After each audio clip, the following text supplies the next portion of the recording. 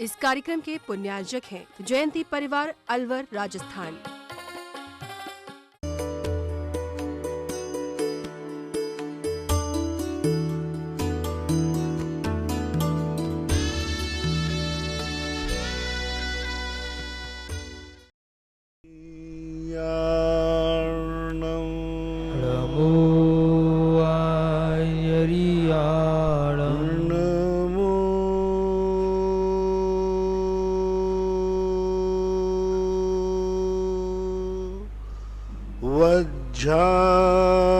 वज्झायाणं नमो वज्झायाणं नमो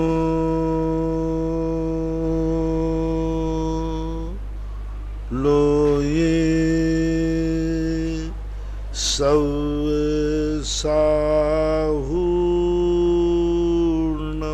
नमो लोये सवसाहूर्णं। पंच परमेष्टि भगवान की जय हो। आचार्य श्री गुरुवर कुंद कुंद महाराज की जय हो। आचार्य श्री गुरुवर विद्यासागर महाराज की जय हो। परम पूज्य मुनि श्री 108 सुधा सागर जी महाराज की जय। इंदौर से महेंद्र जैन पत्रकार, इनकी जिज्ञासा है। महाराज श्री के चरणों में नमोस्तु। महाराज जी, कहा जाता है कि रिश्ते बहुत नाजुक होते हैं, इन्हें बड़ी सावधानी से संभाला जाता है, क्योंकि रिश्ते टूटने पर पल भर और रिश्ते बनाने में जीवन लग जाते हैं। महाराज जी, इन रिश्तों को दोनों ओर से कौन सी बातों से संभाला जाए, कृपया मार्गदर्शन करें। रिश्ते जो रहते हैं बहुत नाजुक होते हैं, दोनों तरफ से कैसे संभाला जाए रिश्तों को? रिश्ते हमसे आप रिश्तों की बात पूछते हो जो रिश्तों से ऊपर उठ चुके हैं। मैं तो चाहता हूं कि हे भगवान, संसार के सारे रिश्ते ऐसे टूटेंगे फिर कभी जुड़े ही नहीं। मूल स्वरूप तो यही है, क्योंकि संयोग जो है वह कहीं ना कहीं से वियोग का कारण बनता है। योग प्रत्यय में संयोग लग जाए, सम लग जाए तो संयोग हो जाता है। उसी योग में बी लग जाए तो वियोग हो जाता है, और उसी योग में उप लग जाए तो उपयोग हो जाता है। तो उपयोग की बात तो समझ में आती है। बाकी जब संसार में जीना है तो रिश्तों का सबसे बड़ा एक ही तरीका है कि व्यक्ति सामने वाले पर विश्वास नहीं कर पाता, और उसका कारण है कि वो स्वयं व्यक्ति अपने आप में अपने ऊपर विश्वास नहीं कर पाता। पिता को विश्वास नहीं है कि ये बेटा ठीक है। क्यों नहीं है? कहीं ना कहीं से कोई ना कोई स्थिति ऐसी बन जाती है। तो व्यक्ति को सबसे पहले ये जगह विश्वास रखना चाहिए, अपना नेचर ऐसा बनावे जिससे सामने वाला विश्वास कर लेवे। हर व्यक्ति एक दूसरे से डर रहा है। क्या बात का डर लग रहा है? कहीं ये मेरी बात को लीकेज ना कर दे, कहीं मेरी कोई कमजोरी ना पकड़ ले, कहीं मेरे रहस्य को उद्घाटित ना कर दे। ये भय व्यक्ति के अंदर लगा रहता है। इस भय को निकालना है, इस भय को निकालना है।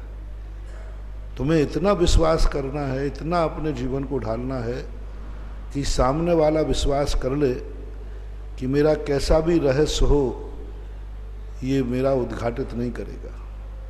दूसरी बात क्या होती है, आज तो मित्रता है, उसको डर लग रहा है, आज तो मित्रता है, कल यदि ये मेरे से बुराई हो गई तो मुझे रोड पे ला देगा।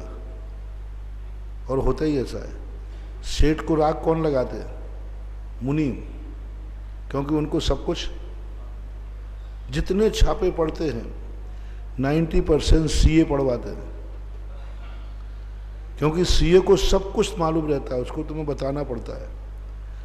तो हमें अपना ऐसा आचरण करना पड़ेगा कि सामने वाला ये विश्वास कर ले कि कल मेरा ये दुश्मन भी बन जाएगा तो मित्रता की बातों को ये उजागर नहीं करेगा। सबसे बड़ी कमी दुनिया में मैंने सबसे बड़ा देखा, क्यों नहीं उजागर करना चाहे, क्यों छुप रहा है, क्यों डर रहा है।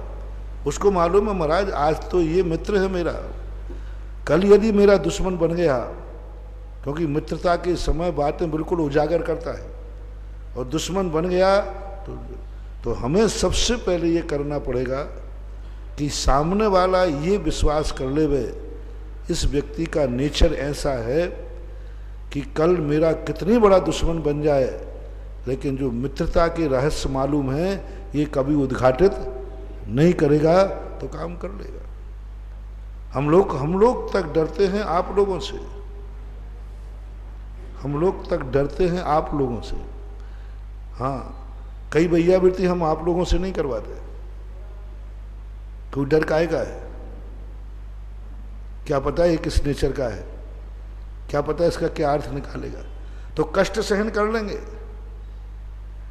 लेकिन नहीं कराएंगे, क्योंकि डर है, भय है। जितना इज्जत वाला आदमी होगा वो हमेशा दुख उठा सकता है, लेकिन अपनी इज्जत को खराब परेशान उठा लेगा, कष्ट उठा लेगा। ठीक है, होने दो, लेकिन कहीं ये ना हो कि सामने वाला इसका कुछ गलत अर्थ ले ले और कल पता नहीं क्या करेगा ये। तो एक बहुत बड़ी नीति है, किसी का विश्वास जीतने के लिए सबसे बड़ी सोमदेव ने भी लिखी है कि अपना नेचर इस ढंग का बनाओ कि सामने वाला कहेगा ये मर जाएगा लेकिन कभी रहस्य उद्घाटित नहीं करेगा। तुम तो ऐसे प्रचारक हो, आज मैं तुमसे कोई भैयावृत्ति करा लूं तो दूसरे महाराज आएंगे, हमने तो उस महाराज की ऐसी भैयावृत्ति की थी, आप नहीं करा रहे।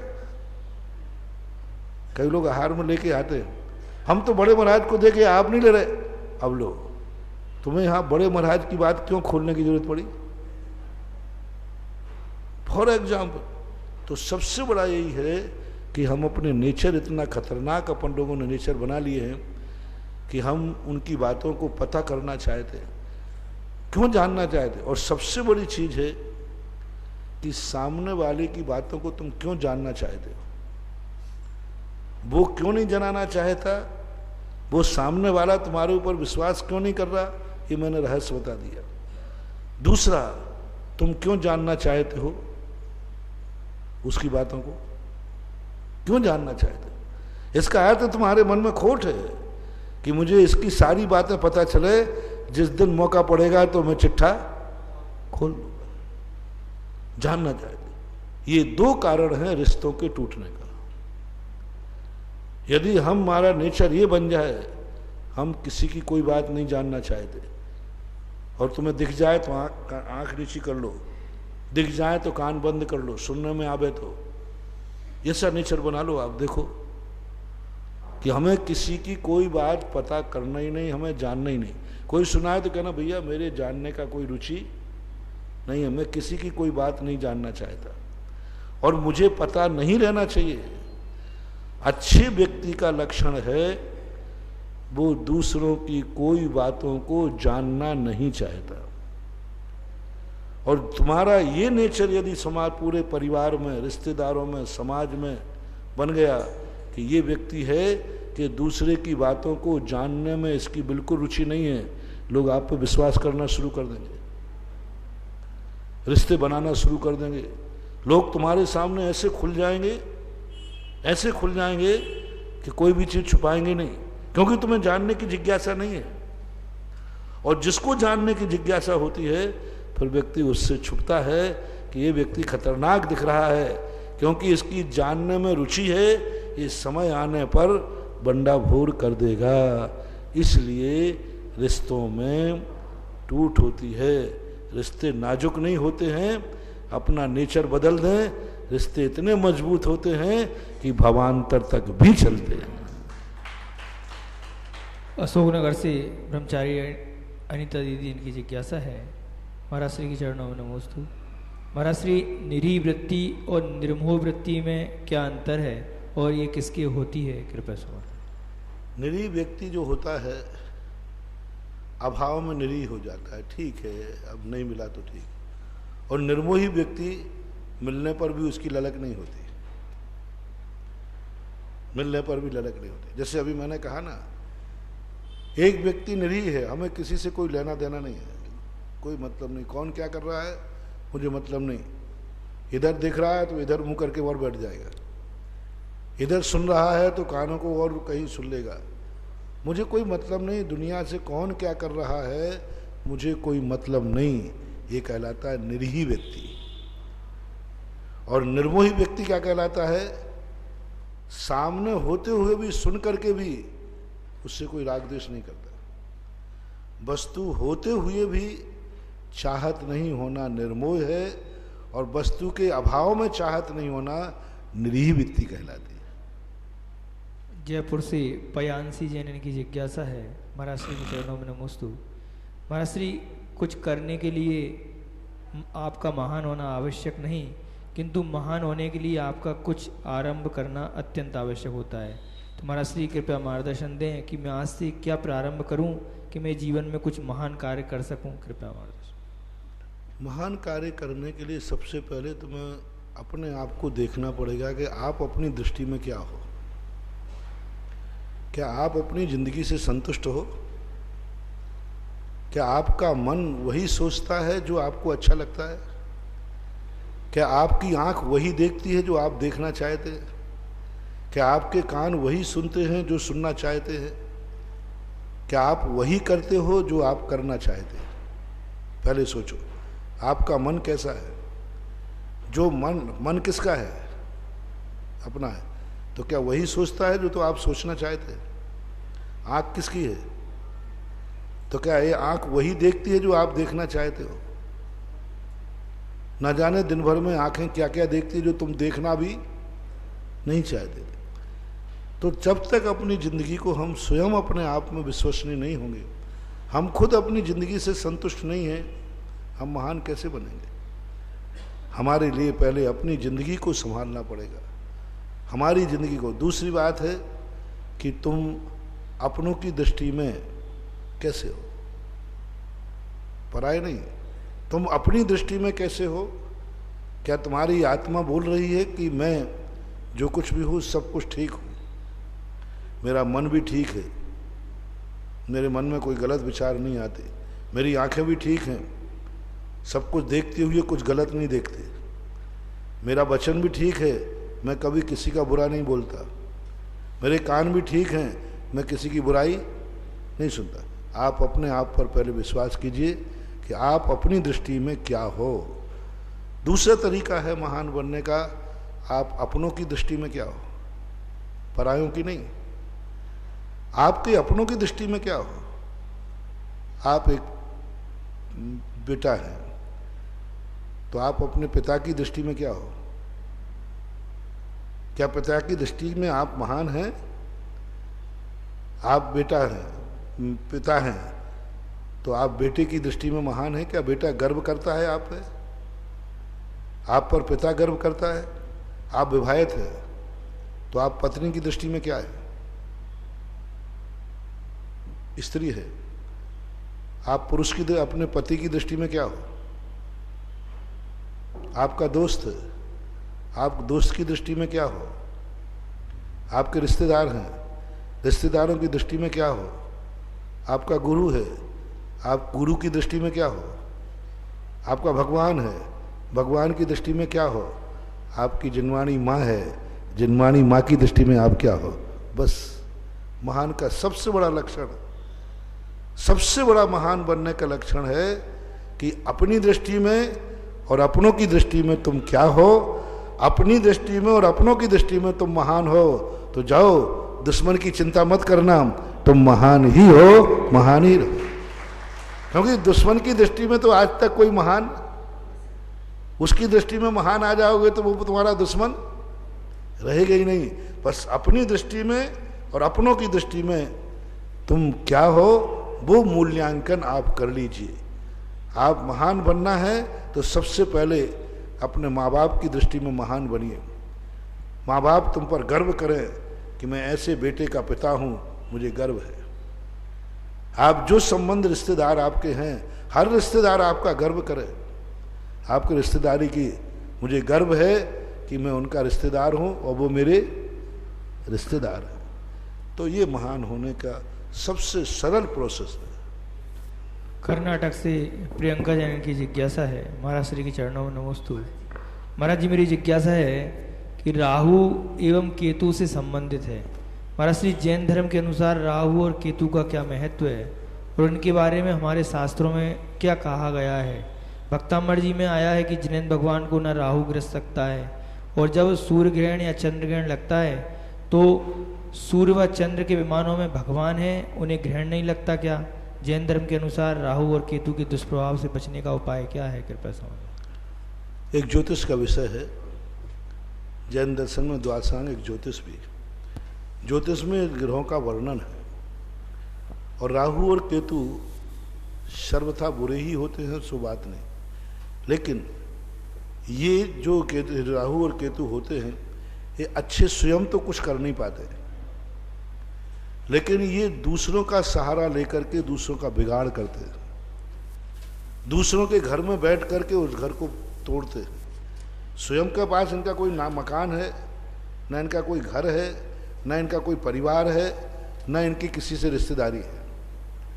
बस इनका काम तो होता है कि दूसरों के घर में प्रवेश करना और उसका नाश करना। राहु जाकर के शनि के साथ बैठ गया, केतु जाकर के गुरु के साथ बैठ गया, राहु ने जाकर के शुक्र के साथ बैठ गया, केतु जाके मंगल के साथ बैठ गया।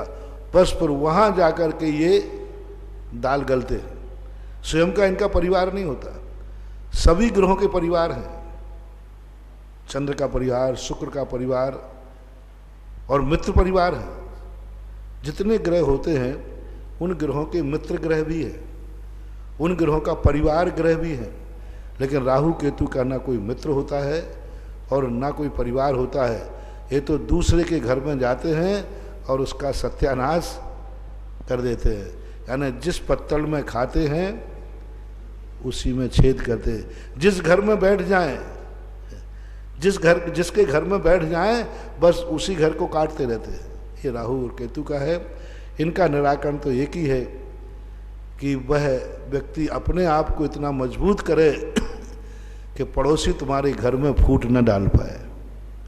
क्योंकि राहु और केतु का वर्णन भक्ति शास्त्रों में मिलता है। सूर्य और चंद्रमा को जो ग्रहण पड़ते हैं, स्वयं तो काला है ही, स्वयं में प्रकाश नहीं है। देखो ये राहु केतु सारे आकाश में हमेशा रहते हैं, लेकिन कभी देखने में नहीं आते। लेकिन जब वो सूर्य और चंद्रमा के प्रकाश को ढकते हैं तब पता चलता है अरे राहु आ गया। यानी दूसरे को मिटा करके अपना अस्तित्व। कई लोग होते ना, स्वयं की कोई नाम नहीं कमा पाते तो दूसरे का विनाश करते हैं, तो पेपर में तो अपने आप नाम आ ही जाता है। ऐसा है। इसकी शांति के लिए यही है कि अपने धार्मिक परिणाम रखें, अपने आप के इष्ट देव को मजबूत रखें, इष्ट देव के प्रति अपनी श्रद्धा को मजबूत करें। इष्ट गुरु, इष्ट देव की आराधना ही राहु और केतु के प्रभाव से बचा सकती है। ऑनलाइन जिज्ञासाओं के पश्चात प्रथम जिज्ञासा के लिए सुनील जी पाटनी और इनके पश्चात सरोज जी मोदी तैयार हैं।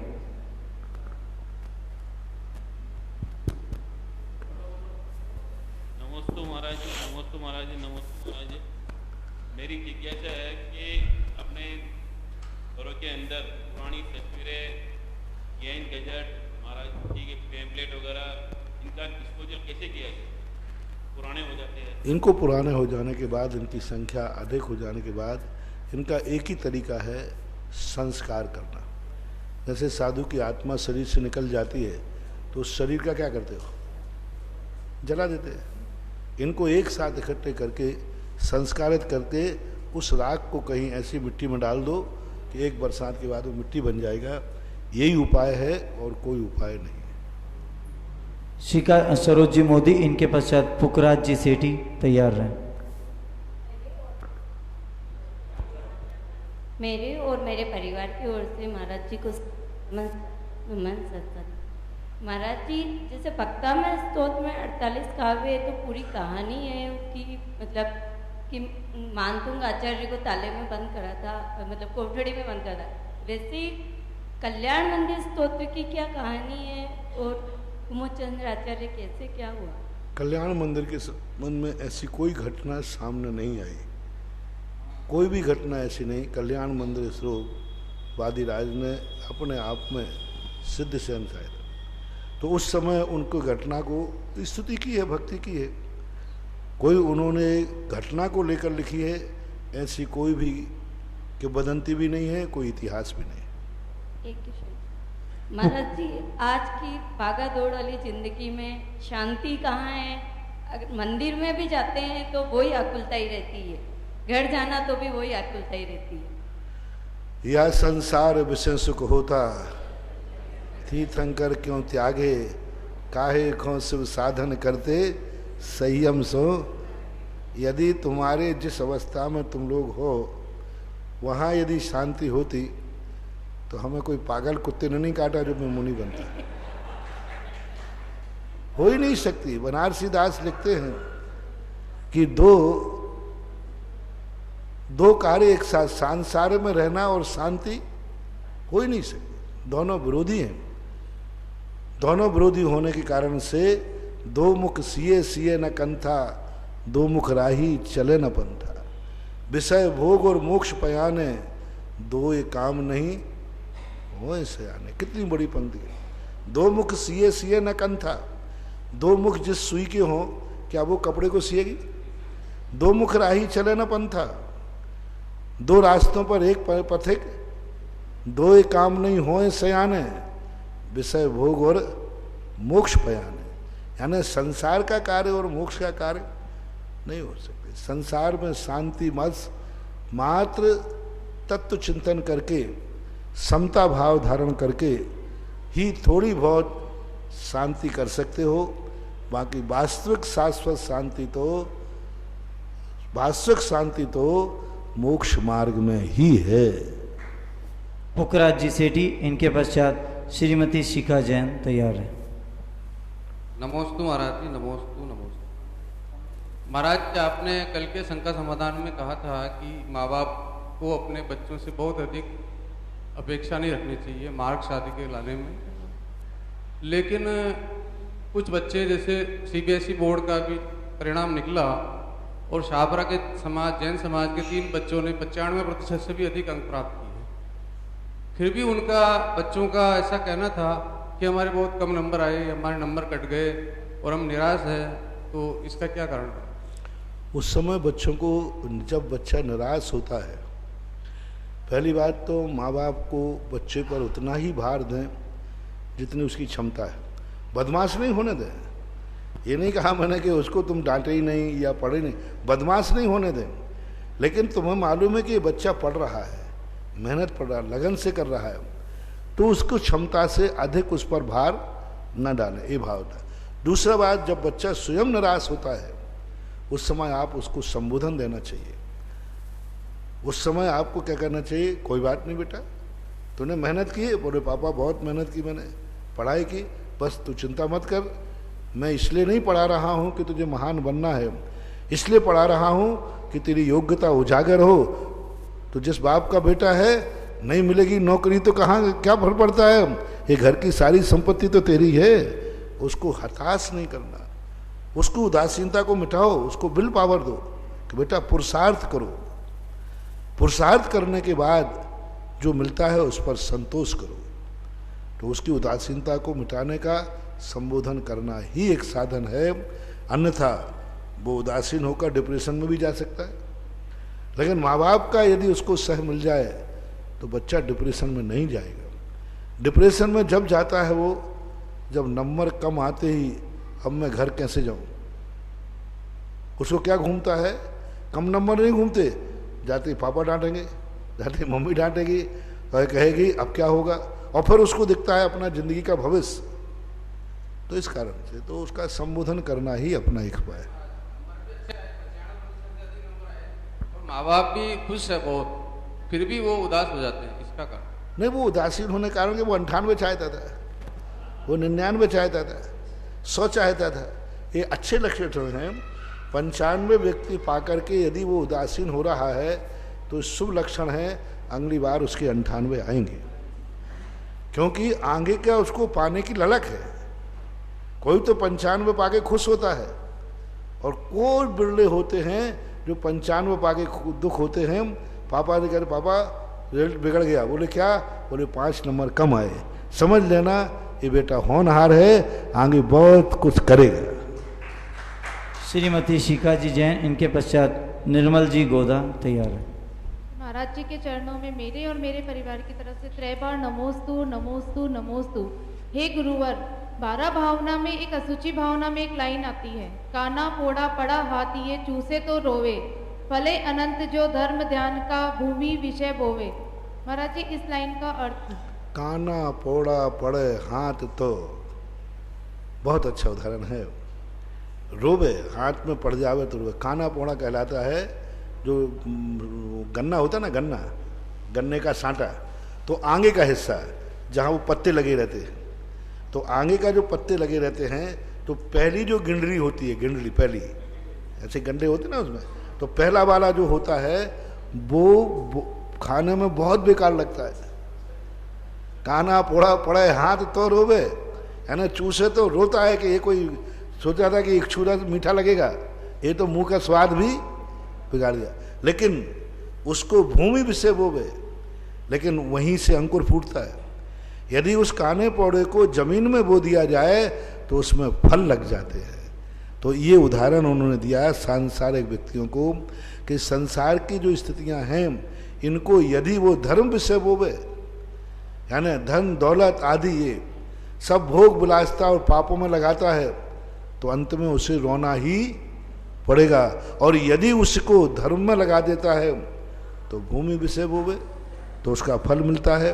अपना जितना भी पुण्य है, अपन यदि ये पुण्य संसार की तरफ ले जाएंगे तो अंत में रोना पड़ेगा, और परमार्थ की तरफ ले जाएंगे तो ये फसल फंसेगी, ऐसा मानना चाहिए। निर्मल जी गोदा, इनके पश्चात कल्पना जी गदिया तैयार है।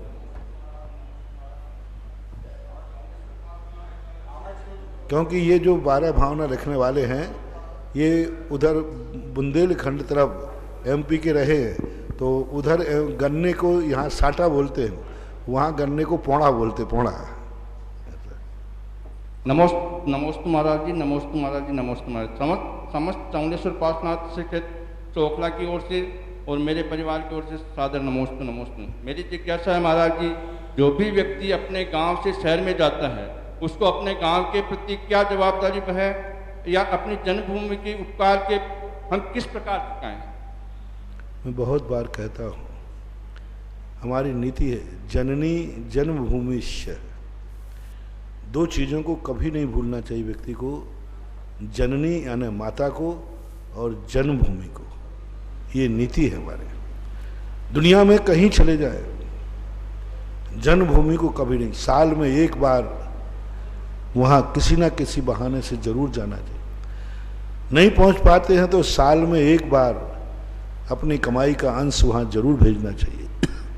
और वहाँ कोई ना कोई ऐसी, अभी मैंने पिछली बार कहीं कहा था, जितने लोग विदेश गए हैं, ठीक है मजबूरी में गए या धन दौलत के लोभ में गए, लेकिन जिस देश से वो गए हैं, जिस स्थान से वो गए हैं, वहाँ उनको एक ऐसी स्मृति जरूर बनाना चाहिए जो भूमि, जो उस गांव में गर्व करे कि मेरा एक व्यक्ति विदेश गया, लेकिन वो यहाँ ये इमारत बना के गया। गुजरात के अंदर जो पटेल जाति के लोग होते हैं, वो सबसे ज़्यादा NRI है। विदेशों में सबसे ज़्यादा NRI गुजरात से है। और वो क्या करते हैं, छोटे छोटे गाँव में मैं बिहार किया, उस छोटे से गांव में बहुत बड़ा स्कूल है, बहुत बड़ी अस्पताल है, बहुत बड़ी अस्पताल है। बाहर के लोग वहाँ आते। मैंने कहा इतने छोटे से गांव में स्कूल और इतनी बड़ी अस्पताल कैसे आई? तो उन्होंने बताया, महाराज जी हमारे यहाँ का व्यक्ति विदेश में रहता है, कमाता वहाँ है, लगाता यहाँ है, और उसने ये पैसा सब वहीं से आता है, पूरा पैसा। उस देश में वो कुछ नहीं करते, पूरा पैसा वहाँ से भेजते हैं और उनसे अस्पताल चलता है और चलता है। अब बोलो वो गांव गर्व कर रहा है कि मेरे यहाँ विदेश है। इसी प्रकार से बाहर जाने वाले लोगों को हमेशा अपने जन्मभूमि को एक ऐसी अमर बना के जाना चाहिए, ऐसा करना चाहिए कि तुम्हारे जाने के बाद भी वो याद करें। गाँव के मंदिर उजड़ जाते हैं, लोग चले जाते, भूल जाते हैं। उन गांव के मंदिर को इतना अच्छा बना के जाओ, इतना अच्छा बना के जाओ, जब तुम थे वो मंदिर थे, तुम्हारे जाने के बाद वो तीर्थ क्षेत्र बन जाए। ऐसा कुछ करके जाओ, वो तीर्थ बन जाए। या तो तुम वहां रहो या भगवान को तुम लेके जाओ, और नहीं है तो उसको इतना महान बना के जाओ कि वो लोग, सारी दुनिया उसको तीर्थ माने। कितने मंदिर जो तीर्थ बन गए, लोग चले गए लेकिन आज वो तीर्थ बन गए। तो वो तभी संभव है जाने वाले लोग कम से कम उस स्थान पर साल भर में एक बार किसी ना किसी बहाने से इकट्ठे हों और वहाँ कुछ ऐसा करके जाएं, जो कि मैंने अभी कल सोच के लिए जा रहा था कि साहेबपुर को तो अब मैं धीरे धीरे घर कम हो रहे हैं, इनको तो मैं रोक नहीं पाऊंगा। जो चले गए हैं उनको बुला नहीं पाऊंगा। भगवान भी आ जाए, कौन से भगवान बैठे बड़े बाबा के यहाँ, नेमिनाथ भगवान, उधर पारसनाथ, सारे भगवान मिलके कहें कि जो साहेबपुरा से गए हैं वे सब लौट आओ। नीमच गए हो तो नीमच से लौट आओ। कोई लोग भगवान की भी नहीं सुनेंगे, इसलिए मेरी तो कौन सुनने वाला है। इतने अच्छे भगवान भी तुम्हारे लिए नहीं रोक पाए तो मेरी आवाज़ तो ढूंढने वाले नहीं। इसलिए अब साहेबपुरा के लिए कोई रोक नहीं पाएगा। धीरे धीरे हर साल एक दो घर यहाँ से बाहर जा रहे हैं और पूरे चौलेश्वर का पूरा एरिया धीरे धीरे खाली हो रहा। चौलेश्वर का वो एरिया था जिस एरिया में सबसे ज़्यादा जैन समाज चौलेश्वर के चारों तरफ थी, और ऐसी समाज थी कि चौलेश्वर समाज की तूतू बोलती थी, कटले की। लेकिन आज सब चले गए। चौलेश्वर वाला बाबा भी तुम्हें नहीं रोक पाया, सब चले गए। इसलिए अब वो तो मैं कर नहीं पाऊंगा, तुम लौट नहीं पाओगे। और जो अभी नहीं गए हैं ये जाने की फिराक में है। लोग कहते हैं कि महाराज जी ऐसा क्यों होता है, आप कह रहे हैं अतिशयकारी मंदिर है और लोग तो यहाँ से उजड़ रहे। अरे यही तो आफत है, इसमें इतना अतिशय है कि जिसको समृद्ध किया वही भाग गया। अब बताओ, उजाड़ा है, तुम्हें 4 पैसा दिया, गांव उजड़ने के कारण गरीब लोग यहाँ से ज्यादा गए हैं कि अमीर लोग? बोलो ना, अमीर लोग। तो बताओ, भगवान कहता है मैं क्या करूं? भगवान का अतिशय है कि वो तुम्हें अमीर बनाएगा और जैसे ही अमीर बनाओगे तुम यहाँ से भाग जाओगे। तो अब मैं सोचता हूँ भगवान अब थोड़ा गरीबी रखना। अब एक ही उपाय है, या तो तुम अमीर बनने के बाद यहाँ रुको, नहीं तो मैं भगवान से कहूँगा भगवान सबको इतना गरीब रखना कि ये जाके शहर में मकान ही नहीं बना पाए, उनको इतना ही रखना कि वो यहीं पर बैठे रहें। अब बताओ दोनों में से क्या कहूं मैं? गरीब रखूं और या फिर अमीर बनने के बाद भी तुम यहीं रहोगे? प्रश्न कठिन है। गरीब रखूं तो कटले में रहोगे चौलेश्वर का, या अमीर बनने के बाद भी रहोगे? अमीर बनने के बाद कोई नहीं रुक रहा है, कोई नहीं रुक रहा है। जैसे थोड़ा पैसा हुआ, धन दौलत हुआ, तुरंत कहाँ पर मकान ले लेगा? शहर में जाके ले लेगा। अब कौन रोके? नहीं रुकोगे। धीरे धीरे, मैंने पहले ही दिन कहा था, साहेबपुरा में जो 20 साल पहले रौनक थी, अब वो रौनक अब नहीं है, और आगे भी पता नहीं, कह नहीं सकता कैसी रौनक बनती जाएगी। हिंता बस एक ही तरीका आपसे कि जितने साहेबपुरा के लोग बाहर गए हैं, ये सब लोग साहेबपुरा को तीर्थ बना देवे। जाओ, तुम्हें फ्री है, जाओ, तुम्हें छूट देता हूं, जहां जाना है वहां जाओ। अमेरिका जाना अमेरिका जाओ, भीलवाड़ा जाना भीलवाड़ा जाओ, कहीं जाओ। इसको इतना महान तीर्थ बना दो कि सारा जगत यहाँ धोख देने आ जाए। तो भगवान खुश रहेंगे कि यहाँ पहले तो मुझे 100 परिवार ही नमोस्तु करते थे, अब तो लाखों लोग नमोस्तु कर रहे हैं तो बड़ा हो गया। और साहेबपुर यहां तीर्थ बन सकता है, क्षमता है इतनी, लेकिन वो कब बनेगा? दो बातें। साहेबपुर जब सारी गोटें इकट्ठी होकर एक झंडे के नीचे आ जाए, एक झंडे। यहां छोटी समाज है लेकिन पार्टियां बहुत मजबूत हैं। हर व्यक्ति ने मंदिर बांट लिए, गोट मान लिए, पूरी समाज एक झंडे के नीचे आ जाए, कोई किसी का बैनर नहीं रहे, मात्र एक बैनर रहे, दिगंबर जैन समाज, दिगंबर जैन धर्म।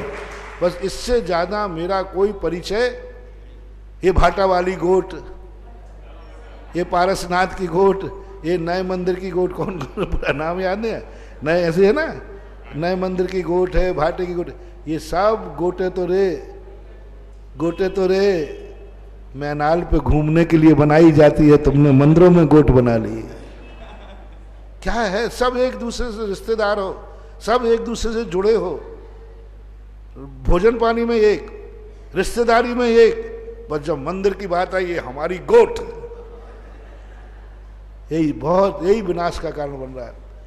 साहेबपुरा समाज सारी गोटे खत्म करके एक जाजम पर बैठ करके निर्णय करें तो साहेबपुरा एक बहुत अच्छा तीर्थ क्षेत्र बन सकता है। नमस्ते महाराज जी। कल्पना जी गदिया, इनके पश्चात सुनील जैन इंदौर तैयार हैं। मेरे और मेरे परिवार की तरफ से महाराज श्री को त्रैबार नमोस्तु।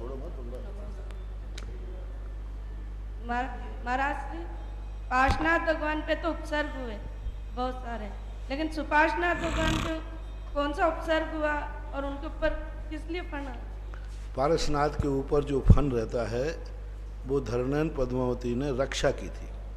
सुपार्श्वनाथ के ऊपर जो फन है वो देव ने सर्प का रूप धारण करके उपसर्ग किया था। उस उपसर्ग के कारण से पारसनाथ को जब उपसर्ग हुआ उनको कोई बचाने नहीं आया, देव ने ही आकर के उनके ऊपर सांप बन करके उपसर्ग किया, उसी समय उनको केवल ज्ञान हुआ। इस प्रतीक में वो बनता है। सुनील जैन इंदौर, इनके पश्चात कमलेश जी कोटिया कोटा। महाराज श्री के चरणों में बारंबार नमोस्तु। महाराज श्री, मेरा प्रश्न है, मंदिर के ऊपर शिखर देखता हूँ, कहीं की शिखर चपटी होती है, कहीं की शिखर छोटी होती है, कहीं की शिखर बड़ी भी होती है, कई तरह की शिखर देखने में आती है। महाराज श्री, इसका समाज के ऊपर क्या प्रभाव पड़ता है और सही शिखर क्या होना चाहिए? देखो, ये वास्तुशास्त्री है, ये आपको छेड़ रहा है, मैंने नहीं छेड़ा, अब ये छेड़ रहा है। क्योंकि जो ये प्रश्न कर रहा है वो साहेबपुरा के मंदिरों पर पूरा लागू हो रहा है। ये सुबह आकर के मेरे से दिमाग खा रहा है, बोलो महाराज आप बैठे हो और मंदिर शुद्ध क्यों नहीं हुआ? मैंने कहा मैं आज ही नहीं बैठा हूँ, 6वीं बार आया हूँ। हाँ, यहाँ आ रहा कितने बार? 4 बार नहीं, भीलवाड़ा में 6वीं बार। मैं तो महाराज पहली बार आया। 2 बार यहाँ वाले। तो ये कह रहा है कि महाराज आप बैठे और मंदिर के दोष दूर क्यों नहीं हुए, ऐसा वैसा। मैंने कहा भाई मैं 4 बार आ चुका हूँ, मैं साहेबपुरा की मधुमक्खियों को छेड़ना नहीं चाहता, क्योंकि ये मक्खियाँ मधुमक्खियाँ भिनभिनाती बहुत है। इसलिए यहाँ गोटों का, क्योंकि शुद्ध करने को मेरा नेचर है कि जब तक वहाँ की समाज आकर के 10 बार नहीं कहती है तब तक मैं मरीज की तरफ देखता भी नहीं हूँ। मैं कई स्थानों पर 4-4 महीने रह आता हूँ, बोलते ही नहीं हूँ। दूसरे लोग जाते तुम्हारे जैसे वहाँ दोष बताते हैं तो वो कहते महाराज जी यहाँ 4 महीने रह गए, उन्होंने कुछ नहीं आया, तुम बड़े पंडित आए। महाराज जी 4 महीने रह गए, उन्होंने तो कुछ कहा ही नहीं, तुम कैसे बताते हो? तो फिर वास्तु शास्त्री मेरे पास आता, महाराज जी वहाँ ये था कि आपने क्यों नहीं बताया? मैंने कहा उन्होंने पूछा नहीं। देखो, ये सब्जी मंडी का हाथ ठेला की टमाटर की दुकान नहीं है, ले लो टमाटर 2 रुपया किलो। ये तो जोहरी की दुकान है। कमेटी पूछेगी नहीं तब तक हम बताते नहीं। आज तक सेहोरा वालों ने कभी पूछा नहीं तो मैंने बताया नहीं, और जिस दिन पूछेंगे उस दिन बता देंगे। जिस दिन के करने का मन होगा तो कर लेंगे, क्योंकि ये स्थिति बड़ी विकट है यहाँ पर।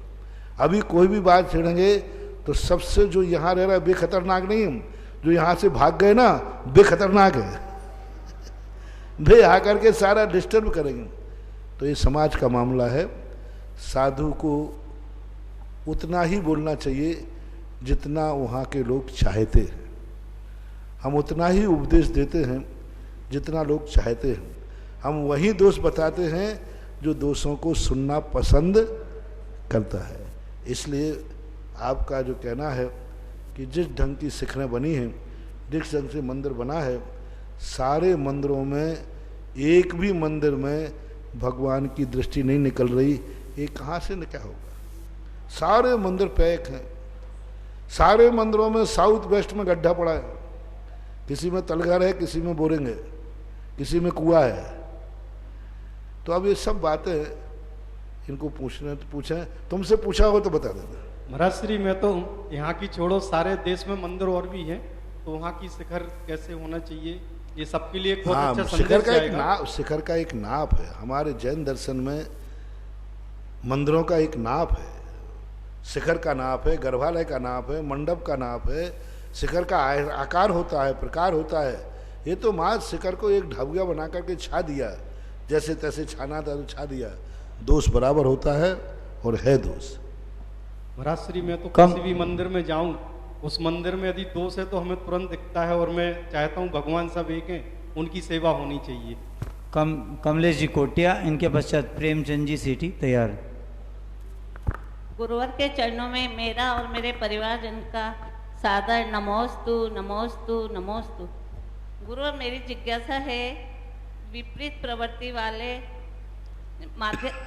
प्रवृत्ति वालों के लिए मध्यस्थ भाव रखने की बात कही, लेकिन महाराज जी इससे दुष्प्रवृत्ति फैलेगी, क्या बोले समझ में नहीं आया मुझे।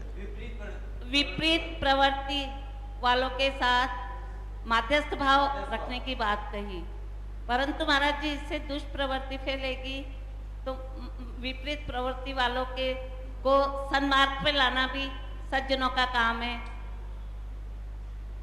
विपरीत परिस्थिति वाले को सज्जनों का काम अच्छे मार्ग पर लाना है, लेकिन वो लाना चाहे तो वो तुम उसकी शांति देने गए, उसने तुम्हारी शांति भंग कर दी। तो नदी में डूबने वाला को बचाना चाहिए, लेकिन वो तुम्हारे गले से ऐसा चिपक जाए कि तुम्हें और ले डूबे, तो उसी को विपरीत बुद्धि वाले को बचाया जाता है। जो बचना चाहता है, उपकार मानता है। सीख ताको जीजिए, जाको सीख सुहाय, सीख जो दीनी बान रही, घर चिड़िया को जाए। इसलिए नमोस्तु। प्रेमचंद जी सेठी, इनके पश्चात अंगना जैन तैयार। महाराज श्री, आपके अनन्य भक्त पुनीत जैन बांसवाड़ा से नमोस्तु कह रहे हैं, कोटि कोटि बार नमोस्तु। महाराज श्री, आपने ज्ञानोदय, सुदर्शनोदय और गुणोदय के लिए मंत्र दिया, उनके मूल नायक श्रेयांशनाथ भगवान हैं, उनके लिए वो मंत्र चाह रहे हैं कि जिससे वो जाप और विधान वगैरह कर सकें। अब भगवान श्रेयांशनाथ भगवान के लिए सोचना पड़ेगा। खांदू कॉलोनी वालों, अभी पुण्य कमाओ, जिस दिन पुण्य होगा उस दिन मिल जाएगा। अभी इतना पुण्य नहीं है तुम्हारा कि वो अभी दिमाग में नहीं आ रहा है। प्रेमचंद जी सेठी। मेरे हृदय स्थित मेरे परम गुरुदेव के चरणों में कोटिश वंदन नमोस्तु। महाराज श्री, कर्म की 10 स्थितियां होती है, बंध, उत्कर्षण, अपकर्षण, संक्रमण, सत्व, उदय, उदीर्णा, उपशम और निदित और निकाचना। तो इसमें महाराज जी शुभ और अशुभ तीव्र मंद भावों से अन्य जो कर्म है वो क्षय को प्राप्त होते हैं या स्थिति बदल जाती है, उलटफेर कर देते हैं। लेकिन निदित निकाचित कर्म किस प्रकार से कटेंगे, कैसे होंगे, क्या है इस मतलब? निधत्त निकाचित स्वयं में आपने जो 10 प्रकार की दशा बताई, वो निधत्त निकाचित अपने आप में स्वतंत्र डिपार्टमेंट है। उस निधत्त निकाचित जो कर्म है, ना तो उनका उपशमन होता है, ना संक्रमण होता है। वो तो जिस समय उदय में आना है, जिस रूप में उदय में आना है, वे पूरे के पूरे निषेक उसी रूप में ही उदय में आते। वो अपना एक स्वतंत्र डिपार्टमेंट, जैसे आपने 10 भेद बताए, तो निधत्त निकाचित उसमें से एक भेद है कि उनका एक स्वरूप अलग है, उपसामना का स्वरूप अलग है, क्षय का स्वरूप अलग है। वे फल दे करके ही झड़ते हैं, यही उनका। तो महाराज जी वीतरागता के जो हम जो भक्ति करते हैं उसके द्वारा निगदित निकाचित कर्मों का क्षय नहीं होगा या उपशम नहीं होगा? शास्त्रों में मात वीरसेन स्वामी ने निधत्त निकाचित कर्मों का क्षय जिनेन्द्र भगवान के दर्शन से कहा है। वो क्षय कहा है, उत्कर्षण अपकर्षण आदि नहीं कहा उन्होंने। क्या होता है? क्षय कहा कि वो क्षय को प्राप्त हो जाते हैं। अब जब वो क्षय को प्राप्त हो जाते हैं तो हो सकता है वे जो कर्म उदय में आते हैं वे कर्म अपना ऐसा निधत्त निकाचित यानी भगवान के दर्शन करने वाले को वे पुनः कर्मबंध के कारण नहीं बनते हों और उनके उदय में आने पर वो समता भाव से सहन कर लेता है। ये भगवान का अभिप्राय रहा हो। अंगना जी जैन, इनके पश्चात सुरेंद्र जी मोदी तैयार है। महाराज जी, मेरे और मेरे परिवार की तरफ से आपके चरणों में बारंबार नमोस्तु नमोस्तु नमोस्तु। महाराज जी, मैं पदमपुरा जाती हूँ, मैं देखती हूँ कि वेदी के पीछे बहुत सारे उल्टे स्वास्तिक बने हुए रहते हैं। वो स्वास्तिक क्या हम वेदी के पीछे बहुत से स्वास्तिक बने रहते हैं, वो स्वास्तिक क्या हमें बनाने बहुत ही चाहिए? गलत। और वो बनाने चाहिए तो उल्टे क्यों बनाते, सीधे क्यों नहीं बनाते? बिल्कुल भी नहीं बनाना चाहिए, शास्त्रों में बिल्कुल सम्मत नहीं। इससे बहुत बुरे दिन आते हैं, बहुत बुरा होता है। जो मंदिरों में वेदी के पीछे स्वस्तिक आदि बना देते हैं ये बहुत नुकसानदायक हैं। पहली बात तो भगवान की पीठ पर कोई भी मांगलिक चिन्ह रखना अपने आप में अनिष्टकारी है। दूसरा, उल्टा स्वास्तिक बना करके मनोवती कामना करना ये और महाअहितकारी है। और इसलिए और किसी भी शास्त्र में इन स्वास्तिक आदि बनाने की परंपरा नहीं है, नहीं बनाना चाहिए। इससे तुम्हारा अच्छा होने वाला नहीं, नुकसान ही नुकसान है और ये मूढ़ता है, लोक मूढ़ता है। सुरेंद्र जी मोदी, इनके पश्चात सलोचना जी जैन तैयार है। नमोस्तु महाराज, नमोस्तु महाराज, नमोस्तु महाराज। महाराज जी, 8 कर्म होते हैं, प्रत्येक कर्म का क्षय होने पे कौन से गुण प्रकट होते हैं? 8 कर्मों के अर्वाचीन शास्त्रों में कुछ लोगों ने, आचार्यों ने 8 कर्मों से 8 गुणों को उन्होंने क्षय करने को कहा, उद्घाटित करने को कहा। जैसे दर्शनावर्णी कर्म से दर्शन ज्ञान प्रकट होता है, ज्ञानावर्णी से ज्ञान होता है, मोहिनी से जो है अपना चारित्र या सुख गुण प्रकट होता है, और नाम कर्म आदि से, नाम कर्म आदि जो हैं ये अपने आप में सूक्ष्मत्व गुण आदि जो है वो प्रकट होता है, अव्याबाद अगुण गुण। तो इन 8 कर्मों से जो 8 गुण अपने आप में हैं वो बताए गए हैं लेकिन घटित नहीं होते। यदि इनको हम पूर्णता घटित करेंगे तो ये घटित कैसे से सम्यक्त गुण जो है दर्शन मोहिनी का क्षय 4थे गुण स्थान में हो गया था और सम्यक्त गुण सिद्धों में जाके उत्पन्न हुआ। अनंत सुख जो है मोहिनी कर्म के क्षय से उत्पन्न हुआ। मोहिनी कर्म 10वें गुण स्थान में क्षय हो गया लेकिन अनंत सुख 13वें में उत्पन्न हुआ। जब उसका कारण आवरण खत्म हो गया तो अनंत सुख जो है 10वें गुण स्थान के बाद प्रकट होना चाहिए, 12वें में 11वें में नहीं होता। तो ये जो कथन है शास्त्रों में आया है, बराबर आया है, लेकिन मूल आचार्यों ने प्राचीन में नहीं लिया और युक्ति युक्त और तर्क से भी घटित नहीं होता है। नमस्ते महाराज, एक प्रश्न और कर सकता हूँ महाराज? महाराज जी, रत्नत्रय का अर्थ चढ़ाते हैं, उसमें अष्टांग समुदर्शनाय, अष्टविध ज्ञानाय, त्रयोदश चरित्राय, रत्नत्रय 8 अंक तो ठीक है पर हाँ तो अष्टविधि ज्ञानाय और त्रयोदश चरितार्थ, तो उसको जरा प्रकाश डालें महाराज। उनका अर्थ बताएं। अष्टांग सम्यक दर्शनाय, अष्टांग सम्यक ज्ञानाय और त्रयोदश प्रकाश सम्यक चारित्राय, इनका अर्थ ठीक है। अष्टांग सम्यक दर्शनाय नमः अर्घ चढ़ाते हैं। सम्यक दर्शन 8 अंगों वाला होता है। 8 अंक तो समझ में आ रहे हैं महाराज जी। त्रयोदश हाँ बता दो। तो सम्यक दर्शन के 8 अंग होते। इसी प्रकार सम्यक ज्ञान के भी 8 अंग होते। अर्थाचार, व्यंजनाचार, उभयाचार, उपधानाचार, अनन्वाचार आदि, ये 8 अंग होते हैं। इसी प्रकार से त्रयोदश प्रकार चारित्र, त्रयोदश प्रकार चारित्र का 13 प्रकार का चारित्र होता है मूल रूप से। तो 13 प्रकार का चारित्र कौन सा होता है? 5 महाव्रत, 5 समिति और 3 गुप्तियाँ। मूल चारित्र यही है। 5 महाव्रत हो गया, 5 समिति। 5 महाव्रत कब पलेंगे? जब 5 समिति होंगी। और 5 महाव्रत समिति का फल क्या है? 3 गुप्तियाँ। ये 13 प्रकार का चारित्र कहलाता है, उसको वहाँ अर्घ चढ़ाया गया। नमस्ते सुलोचना जी, इनके पश्चात प्रखर गोदा तैयार है। महाराज श्री के चरणों में मेरी ओर से और मेरे परिवार की ओर से बारंबार नमोस्तु नमोस्तु नमोस्तु महाराज। मेरी शंका ये है महाराज जी कि अपन पढ़ते हैं कि सहस अठोत्तर कलशा प्रभु जी के सिर डुरे, तो इतने बड़े कलश और एक बालक और फिर इतना सारा गंधोदक बह के कहाँ गया होगा? ये सब चीजें काल्पनिक है कि सत्यता ही है? भगवान जन्म से ही 10 अतिशय लेके आते हैं, और 10 अतिशयों में भगवान का एक अतुल बल है। अतुल बल का अर्थ होता है संसार में उससे बड़ा बल किसी का होता ही नहीं। ये सामान्य संसारी प्राणी का छोकरा नहीं है कि एक लोटा डाल यूं करने लग जाता है। ये भगवान का अतुल बल है। ये शंका एक बार सौधर्मेंद्र को भगवान महावीर स्वामी के संबंध में हुई, क्योंकि भगवान महावीर स्वामी की काया बहुत छोटी थी, जैसे आप लोगों का बच्चा होता है। तो इतने बड़े कलश बच्चे के ऊपर मैं इतना कलश कैसे डालूं? कलश छोटे मोटे नहीं होते। 8 योजन यानी 96 किलोमीटर तो गहरे, 48 किलोमीटर चौड़े। भागड़ा नंगल बांध एक लोटे में आ जाएगा। 96 किलोमीटर कितना गहरा?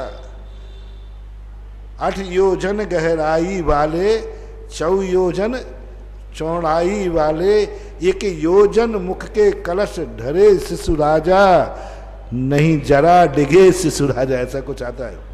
तो 96 किलोमीटर की गहराई है। अब 96 किलोमीटर की गहराई कौन से बांध की है ही नहीं। और चौड़ाई यानी सौधर्मेंद्र यदि यहाँ भाखड़ा नंगल बांध में भरने आ जाए तो एक कलश ही नहीं भरेगा। ऐसे 1008 कलश एक एक कलश करके नहीं ढलते हैं, 1008 कलश एक साथ ढलते हैं। एक साथ 1008 भुजाएं बनाता है सौधर्मेंद्र, और 1008 भुजाओं से एक साथ ढालता है, एक एक कलश क्रम से नहीं। फिर भी भगवान किंचित मात्र भी नहीं दिखते। सौधर्मेंद्र को जब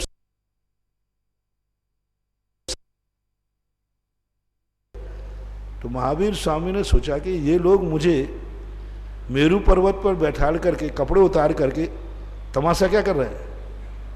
अरे इनको मेरे बल पे शंका है, मेरे शरीर की काया छोटी देख करके ये डर रहे हैं। तो महावीर स्वामी ने अंगूठा हिला दिया, और जैसे ही अंगूठा हिला मेरू पर्वत हिल गया। सौधर्मेंद्र कहता मेरू तो कभी हिलता नहीं है। भगवान ऐसे अंगूठा हिला रहे थे। अरे सौधर्मेंद्र कहता है मैं तो भूल ही गया था कि आपका अतुल बल है, और 1008 कलश ढाल दिए। तो प्रखर जी गोदा, इनके पश्चात श्रीमती मंजू सेठी तैयार है। राजेंद्र जी गोदा, राजेंद्र जी गोदा माइक। प्रखर गोदा।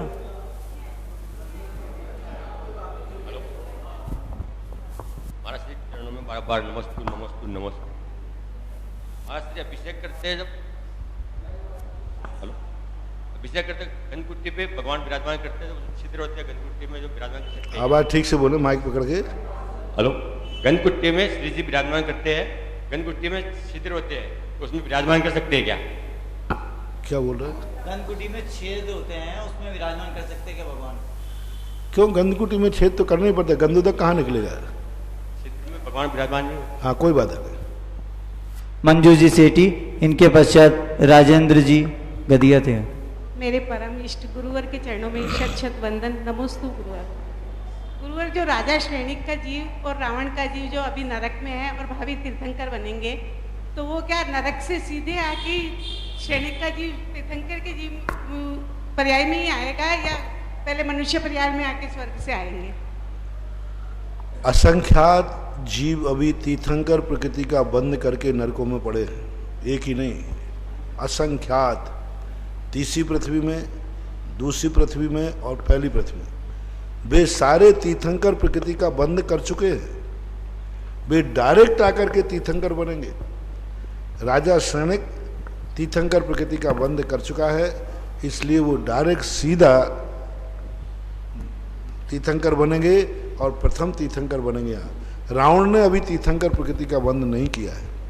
रावण अभी एक बार नरक से निकल के यहाँ आएगा, मनुष्य बनेगा, तीर्थंकर प्रकृति का बंद करेगा और फिर स्वर्ग जाकर के फिर लौट करके आएगा, तब बनेगा। अरे तीर्थंकर प्रकृति का अभी बंद उसको हुआ नहीं, आगे आने वाले भवों में करेगा।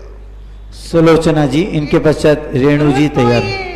जो भूतकाल की 24 में थे वो भी क्या नरक से आए थे? कोई जीव ऐसे तीर्थंकर नहीं, उनमें अभी ऐसा कोई प्रमाण नहीं मिला। यत् स्वर्गारोत्सव बोलते हैं अपन, तो नरक से जो भूतकाल का तो इतिहास मिला नहीं कि कौन आया या नहीं आया, क्योंकि उनका इतिहास आगम में विस्तार से नहीं मिलता।